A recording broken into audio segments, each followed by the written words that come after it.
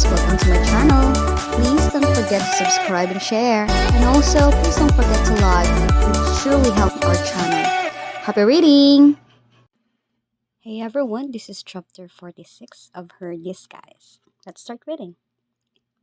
A few days later, Jinshi brought her two daughters and the woman of the household of the White Robe Temple on the outskirts of the city to pray for blessings. So kahit mag-travel sila nung may mga maids sa gilid-gilid. It is said that the most powerful gods in the White Robe Temple are the goddess of child gifting and the god matchmaker. Madam, Miss, please come with me to pay respect to the goddess of child gifting and god matchmaker.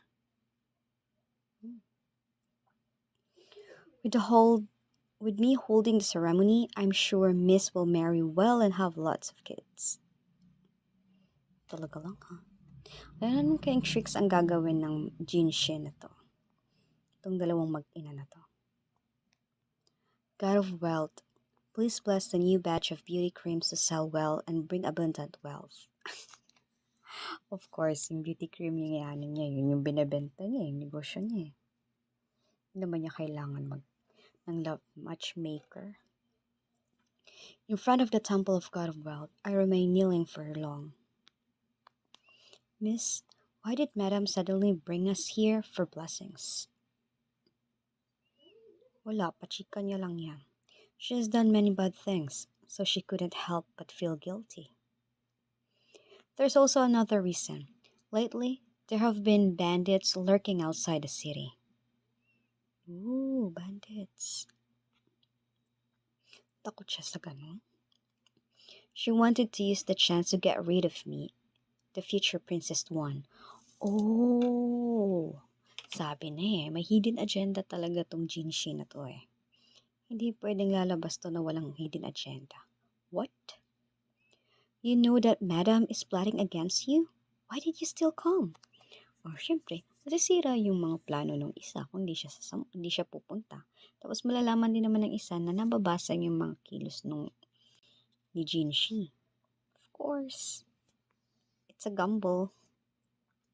I will turn the tables and expose her hypocrisy. Paano niya kaya gagawin yan? We'll see about that. Something big will happen tonight. Xiao Yao listened to Shang Zu's arrangements. Yes, miss. Lift up. Sa mga ganito kasing mga moments, ang kawawa yung mga katulong talaga. Sila yung nagiging sacrifice. May Miss Bansha's wishes be fulfilled, and may her blessings and wisdom increase. Praying for blessings. May nagsasala sa mga ganito, mga monks, Buddhas, mga goddesses. After I divined, I discovered that you will face disaster recently. May I give you some advice? Nan yung tawag? Sure. Yao Yushuang's friend. Bakit nan? Hindi naman to church, diba? Mga monks ang tawag sa kanila? Please. Ano naman kayang advice ang isasabihin nito ni ate girl? Turning an enemy into a friend can help you break free from the predicament. Maging friends ka na lang kasi ni Yubeyi. Paano mo gagawin friend yun? Gustong-gusto siya ni Yubeyi, di ba? Speaking of which, if I change my attitudes towards Yubeyi and cooperate with him, o di ba? Si Yubeyi din yung naisip niya agad. Pares kami nang iniisip. Perhaps I can break off the engagement with Prince Tuan. Thank you for your guidance. Magaling din naman mag-guide pala. I should not let my guard down against Yubeyi, nor should I be overly hostile towards him. You are Bansha? Turn around. Ay, ito si Prince Tuan, diba? Ay, nako, Prince. Kala mo lang gustong-gusto niya? Siya ayaw niya.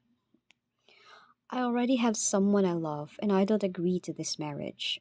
Siya nga si Prince Tuan, the fourth prince. You, Bishwan. Kala mo naman gusto niya din.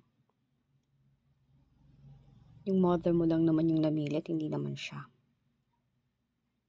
Why don't your highness go talk to the emperor yourself? What I say doesn't matter. Oo nga naman. Bakit siya pa yung i-confront? Yung emperor yung nagbestow. He wants to cancel the marriage, but he doesn't dare to tell his father and mother. So he comes to pressure me to reject the emperor's arrangement. Dadaanin niya sa takot. Kasi takot siya sa emperor at sa mother niya. Kaya dito niya gagamitin. I came here today to make a deal with you. What's the deal? I want to marry your sister, Qingdai, as my concubine. Go. No problema. Of course, if you give up the position of my legitimate wife, we will have a happier future. Ay, yan. Gusto ko yan. Since when did Chiang Dai have relationship with Prince Tuan?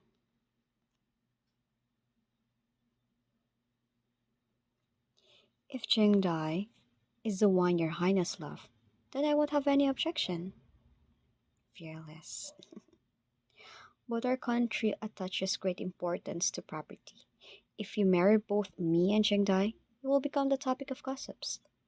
How will the civilians and officials view you? Is your ambition limited to this? Diba? Matalino si ate girl. Paikutin ka niya sa kamay niya. Kung si Jinshi ganon, ang mas malala tong isa. You? Unfortunately, I am not a woman who will yield to force. Kung may reklamo ka, dun ka kay Emperor. What a sharp-tongued woman you are. Laugh with anger. Very well. Since you insist to marry me, then be prepared to be a widow for the rest of your life. Murderous look. Bakit mamamatay ka? So hindi niya papansinin for the rest of their marriage life ganon. Turn around and leave. No wonder Yu Bei holds the position of the crown prince so firmly. There's not a single brother who can match him. It's like what? How is his luck so good? So yun pala nakikita niya walang kwenta talaga yun. At night, Prince Tuan has always been stationed in the southern border. When did you develop a friendship with Prince Tuan? Nothing much. Just a year ago during the birthday bouquet of the eldest princess. Gusto mo naman pala di ikaw na. Prince Tuan suddenly revealed his feeling for me, claiming that he had a wonderful encounter with me in the past. Oh, talaga? And he even said he wants to marry me. Oh, iti kayo na.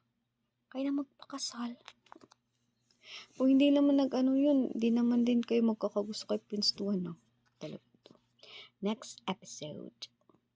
Since you want me dead, at least I will take someone to hell with me. Sino ba to? Parang sister niya to, ah. Okay. Itadamay niya. Siyempre, gusto siyang patayin ng stepmother niya. Damay-damay na dis. Mother, if you plan on hurting me, think carefully, or I will drag my sister along with me to hell. Cool talaga nito ni Bad siya. Next chapter, join me in hell. Stay tuned. Right, please don't forget to like and subscribe. See you in the next one, guys. Bye. Thank you for reading with me, everyone. Until the next chapter. Bye.